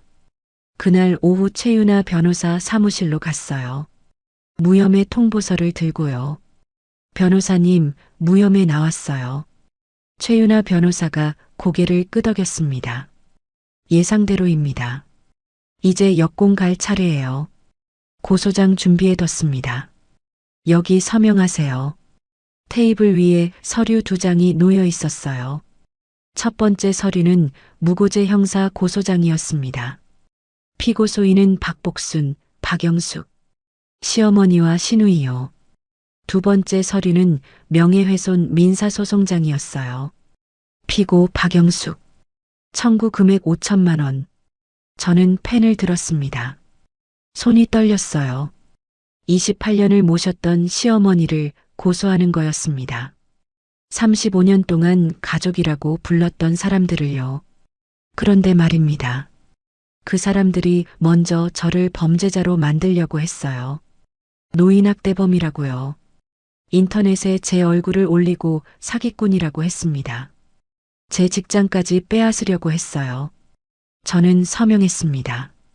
박복순, 박영숙. 두 사람 이름 옆에 제 도장을 찍었어요. 이혼소송 1차 변론 기일이 잡혔습니다. 서울가정법원이었어요. 오후 2시에 법정에 들어갔습니다. 남편 박재홍 씨가 반대편 자리에 앉아 있었어요. 35년을 같이 산 사람이었습니다. 눈도 마주치지 않더라고요. 판사가 말했습니다. 원고 측 변호인 주장하세요. 남편 측 변호사가 일어났어요. 원고 박재홍 씨는 35년간 가정을 위해 성실히 일했습니다. 그러나 피고 이순희 씨는 가족 갈등을 조장하고 재산 탈취를 시도했습니다. 위자료 5천만 원을 청구합니다. 저는 입술을 깨물었어요. 가족 갈등을 조장했다고요? 재산 탈취를 시도했다고요? 최윤아 변호사가 일어났습니다. 재판장님, 증거자료 제출하겠습니다. 변호사가 바인더 5건과 USB를 제출했어요. 제가 28년 동안 모은 영수증과 통장 내역이었습니다. 피고 이순희 씨는 28년간 시어머니를 부양하며 총 7억 3,440만 원을 지출했습니다.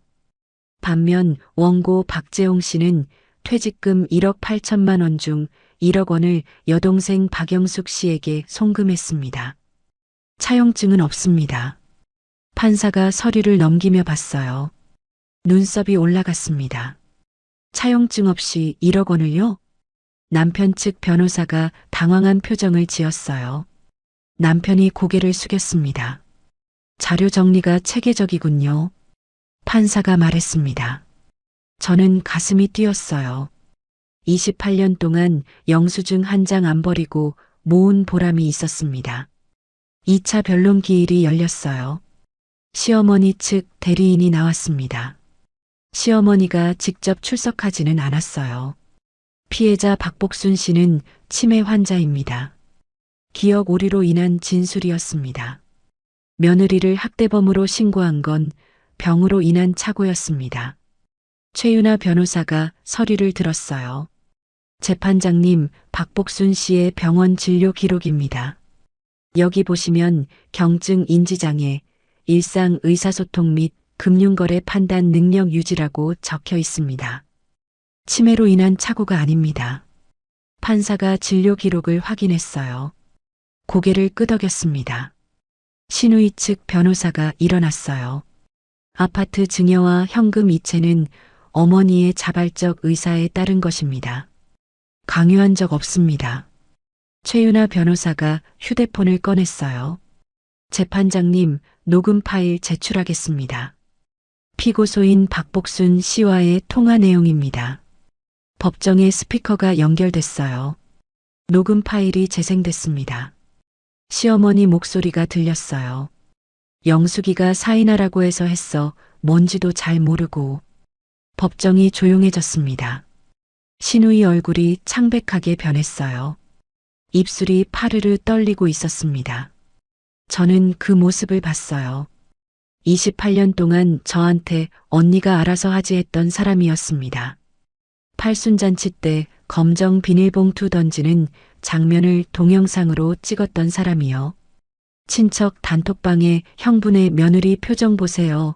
키읔키읔 올렸던 사람이요. 이제 그 사람이 법정에서 떨고 있었습니다. 3차 변론 기일 후 판사가 조정을 권유했어요. 양측이 합의하면 소송을 빨리 끝낼 수 있다고요. 하지만 합의는 불발됐습니다. 신우이 측에서 거부했거든요. 판결 선고 기일이 2개월 후로 잡혔어요. 저는 그 2개월을 기다렸습니다. 매일 밤 증거 폴더를 열어봤어요. 2847건의 파일이 거기 있었습니다. 제 28년이 거기 담겨 있었어요. 판결 선고일이 왔습니다. 서울가정법원 제5호 법정이었어요. 오후 2시에 판사가 입장했습니다. 이혼소송 판결을 선고합니다. 저는 숨을 멈췄어요. 심장이 쿵쿵거렸습니다. 재산분할 비율은 64로 결정합니다. 피고 이순희 씨 목 60%, 분할 금액 4억 1천만 원 확정합니다. 4억 1천만 원이요. 제가 60%를 받는 거예요. 저는 귀를 의심했습니다. 위자료는 역으로 원고 박재홍 씨가 피고 이순희 씨에게 8천만 원을 지급하라는 판결을 내립니다. 사유는 원고의 가사방기 및 부양 의무 불이행입니다. 남편이 저한테 위자료를 내라고요. 8천만 원을요. 남편이 저를 고소했는데 되레 남편이 돈을 내게 된 거예요. 저는 눈물이 났습니다. 참으려고 했는데 참아지지 않았어요. 같은 달에 명예훼손 민사소송 판결도 나왔어요. 신우이 박영숙 씨는 손해배상금 5천만 원을 지급하라는 판결이었습니다. 인터넷에 제 얼굴 올리고 노인학대범, 사기꾼이라고 한 대가였어요. 무고죄 형사 고소건도 결론이 났습니다. 시어머니 박복순 씨는 치매로 인한 책임 무능력 상태라서 공소권 없음 처분을 받았어요. 하지만 신우이 박영숙 씨는 달랐습니다. 무고죄로 기소돼서 벌금 700만 원 약식 명령을 받았어요. 모든 소송이 끝났습니다. 재산분할 4억 1천만 원, 위자료 8천만 원, 명예훼손 손해배상 5천만 원, 신우이 무고죄 벌금 700만 원. 저는 법원 앞 계단에 섰어요. 최윤아 변호사가 옆에 있었습니다. 이순희 씨, 정말 수고하셨습니다. 최윤아 변호사가 손을 내밀었어요. 저는 그 손을 잡았습니다. 악수를 했어요. 변호사님, 감사합니다. 변호사님 아니었으면 못 이겼어요. 아니에요. 이순희 씨가 증거를 모으셨잖아요. 2847건이요. 저는 그걸 정리했을 뿐이에요. 저는 고개를 끄덕였습니다. 28년 동안 영수증 한 장 안 버리고 모은 게 저를 살렸어요. 앞으로 좋은 일만 있으실 겁니다. 최윤아 변호사가 말했어요. 저는 고개를 숙여 인사했습니다. 집에 돌아와서 증거 폴더를 열었어요. 하위 폴더를 하나 만들었습니다. 종결이라고 이름 붙였어요. 판결문 스캔본 사건을 저장했습니다. 이혼소송, 재산분할, 명예훼손, 무고죄. 사장의 판결문이 거기 들어갔어요. 저는 충청남도 서산시에 계신 친정어머니한테 전화했습니다. 엄마, 나야. 다 끝났어요. 어머니가 아무 말씀 안 하셨어요. 5초 동안 침묵이 흘렀습니다. 전화기 너머로 어머니 숨소리만 들렸어요. 그리고 흐느끼는 소리가 났습니다.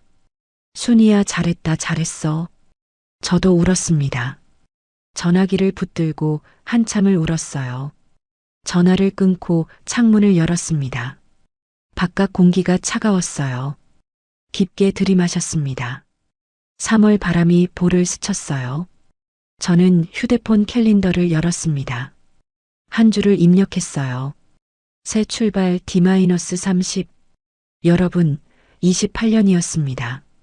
새벽 4시에 일어나서 죽 끓이고 병원 모시고 다니고 기저귀 갈아드렸어요. 명절마다 11시간씩 부엌에 서 있었습니다. 그 대가로 검정 비닐봉투를 받았어요. 1200원짜리 홍삼 캔디가 든 봉투요. 그런데 말입니다. 저한테는 영수증이 있었어요. 2847건의 증거가 있었습니다. 그게 저를 살렸어요. 정미영 간호사 말이 맞았습니다. 기록이 나를 살립니다. 판결 확정 후 한 달이 지났습니다. 어느 날 오후에 휴대폰 알림이 울렸어요. 농협 계좌 입금 알림이었습니다. 재산분할금 4억 1천만 원. 입금 완료. 저는 휴대폰 화면을 한참 들여다봤어요. 숫자가 진짜인지 몇 번이나 확인했습니다. 진짜였어요. 2주 후에 또 알림이 왔습니다. 위자료 8천만 원 입금. 그리고 며칠 뒤에 신우이 손해배상금 5천만 원도 들어왔어요. 총 5억 4천만 원이었습니다. 제 계좌에 5억이 넘는 돈이 찍혀 있었어요. 61년 살면서 처음 보는 숫자였습니다. 입금 확인하자마자 친정 어머니한테 전화했어요. 엄마, 나야. 돈 들어왔어요. 엄마가 보내준 1200만 원 지금 바로 보낼게요.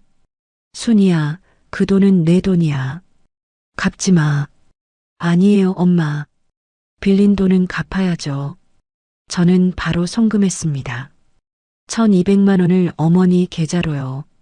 15년 동안 연금 42만 원에서 아끼고 아껴서 모은 돈이었어요. 어머니한테 하루라도 빨리 돌려드리고 싶었습니다. 어머니한테서 전화가 왔어요. 순이야, 이 돈 다시 보낼 거야. 엄마, 제발 받으세요. 그 돈으로 겨울 이불 새로 사시고 고기도 좀 드세요. 이제 엄마도 좀 편하게 사셔야죠.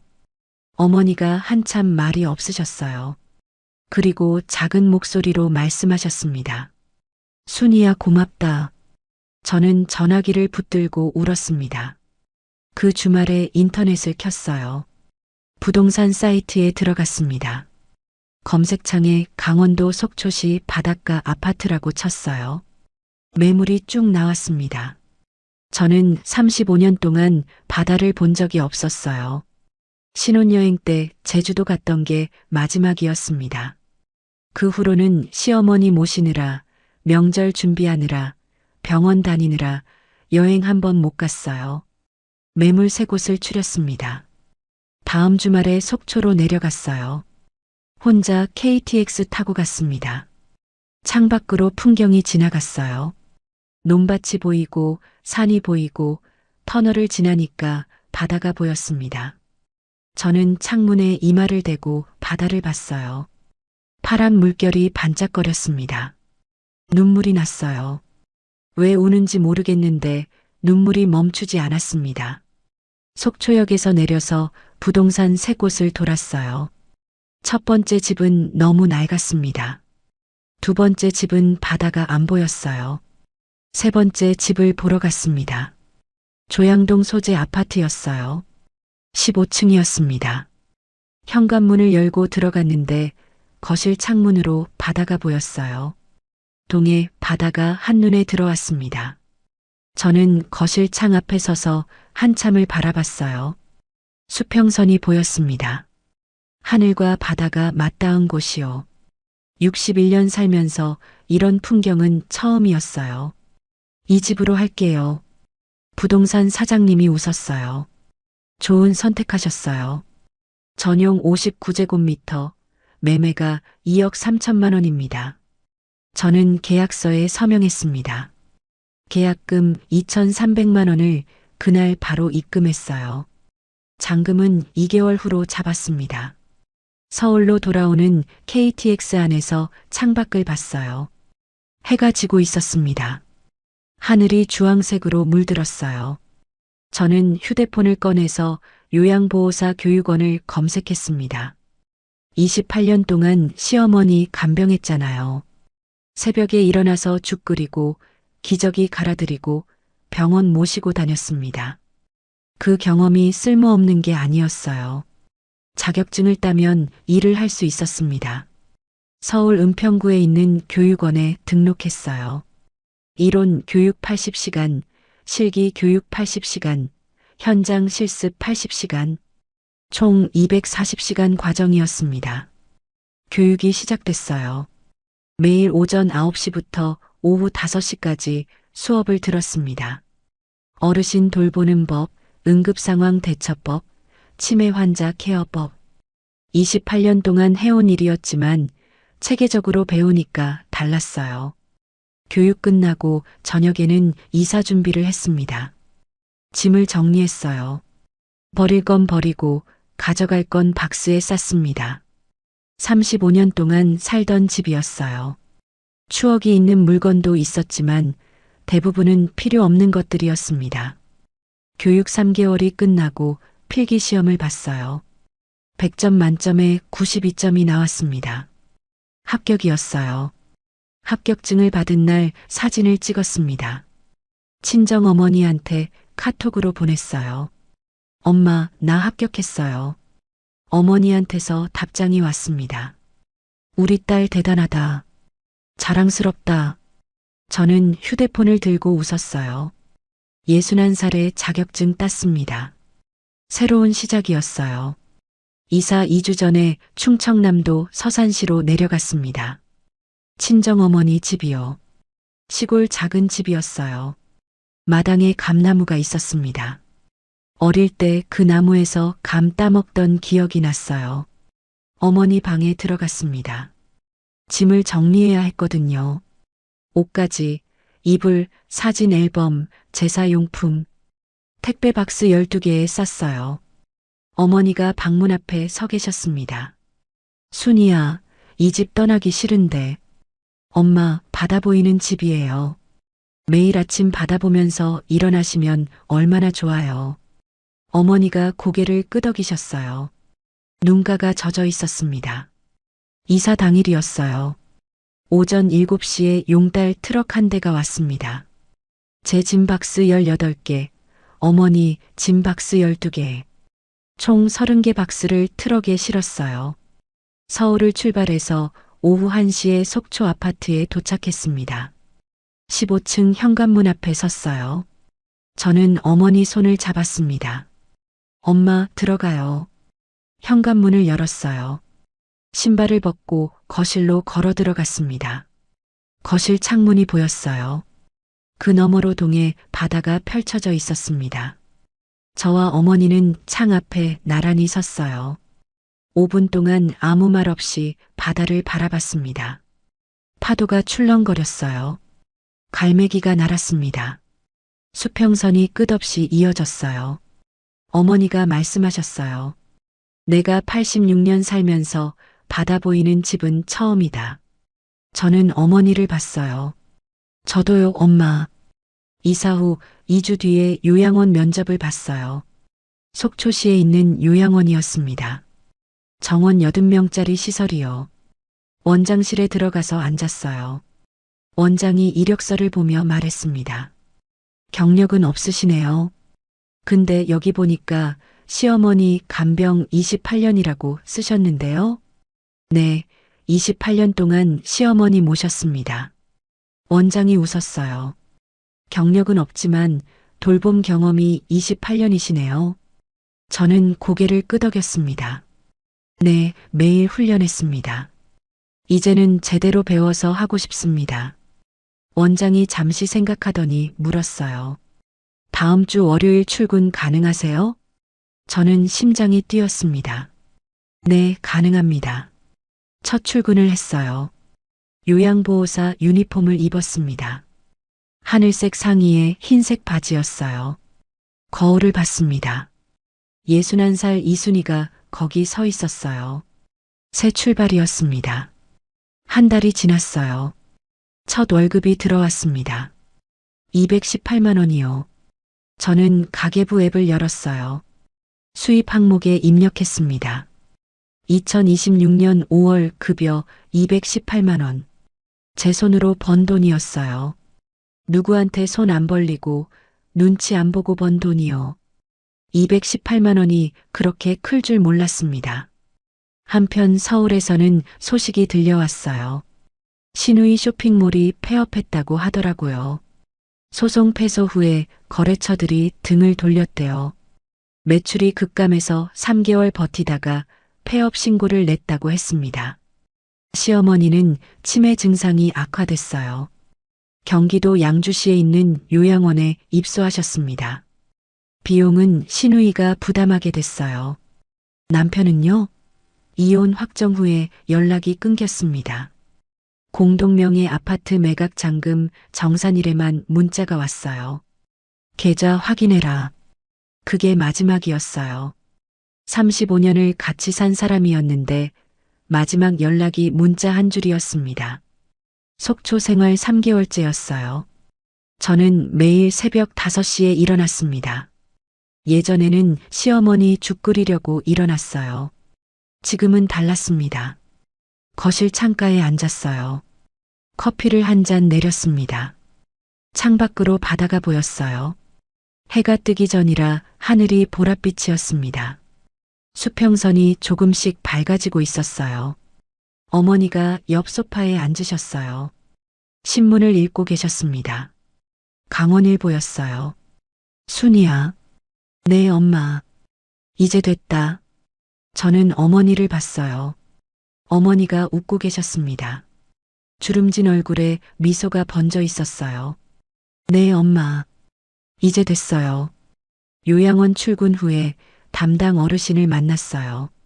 87세 치매 환자분이셨습니다. 휠체어에 앉아 계셨어요. 제가 다가가서 손을 잡았습니다. 어르신이 제 손을 꼭 잡으셨어요. 그리고 말씀하셨습니다. 고맙다. 저는 허리를 숙여 인사했어요. 별 말씀을요. 그 한마디가 가슴에 와닿았습니다. 28년 동안 시어머니 모시면서 한 번도 못 들은 말이었거든요. 퇴근 후 저녁 6시였어요. 속초 해변 산책로를 걸었습니다. 혼자였어요. 바닷바람이 불었습니다. 머리카락이 날렸어요. 파도 소리가 들렸습니다. 저는 휴대폰을 꺼냈어요. 메모장을 열었습니다. 한 줄을 적었어요. 삶이란 남을 위해 태우는 것이 아니라 나를 지키며 함께 걷는 것. 메모를 저장했습니다. 휴대폰을 주머니에 넣었어요. 해가 지고 있었습니다. 수평선 위로 주황빛이 번졌어요. 하늘이 붉게 물들었습니다. 저는 해변 끝까지 천천히 걸어갔어요. 여러분, 저는 61살의 새 인생을 시작했습니다. 28년 동안 시어머니 모시고 35년 동안 남편한테 무시당하고 검정 비닐봉투에 1200원짜리 인생 취급받았어요. 그런데 말입니다. 포기하지 않았습니다. 기록했어요. 증거를 모았습니다. 싸웠어요. 그리고 이겼습니다. 이제 저는 바다가 보이는 집에서 삽니다. 친정어머니랑 함께요. 매일 아침 커피 마시면서 바다를 봐요. 요양원에서 일하면서 제 손으로 돈을 벌어요. 이게 제 새 인생입니다. 여러분, 35년 세월이 흐르고 나서야 깨달았습니다. 피를 나눴다고 다 가족이 아니라는 것을요. 진짜 가족은 내 아픔에 같이 울어주고 내 헌신을 알아주는 사람이라는 걸 이제야 알았습니다. 지금 제 휴대폰에는 여전히 그 증거 폴더가 있어요. 2847건의 파일이요. 가끔 열어봅니다. 영수증 한 장 한 장에 제 28년이 담겨 있거든요. 그 기록이 저를 살렸습니다. 매일 아침 바다를 보면서 다짐해요. 다시는 남을 위해 나를 잃어버리지 않겠다고요.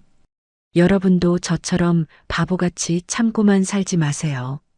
억울할 땐 기록하시고 나 자신을 가장 먼저 아끼는 법을 배우셔야 합니다. 착하게 사느라 손해보지 마세요. 세상은 참는 사람한테 더 많은 걸 요구하거든요. 속초 바닷가 산책로를 걸으며 처음으로 깊은 숨을 내쉬어 봅니다. 61년 살았는데 이제야 제 인생의 진짜 주인이 된 기분이에요. 옆에는 친정 어머니가 계시고 창밖에는 바다가 있습니다. 이게 제 새 인생입니다. 혹시 지금 이 순간에도 혼자 소갈이하며 눈물 짓는 분이 계신다면 제 이야기가 작은 위로와 용기가 되었기를 진심으로 바랍니다. 이야기를 끝까지 들어주신 분이 계시다면 어디서 듣고 있는지 댓글 하나만 남겨주세요. 감사합니다.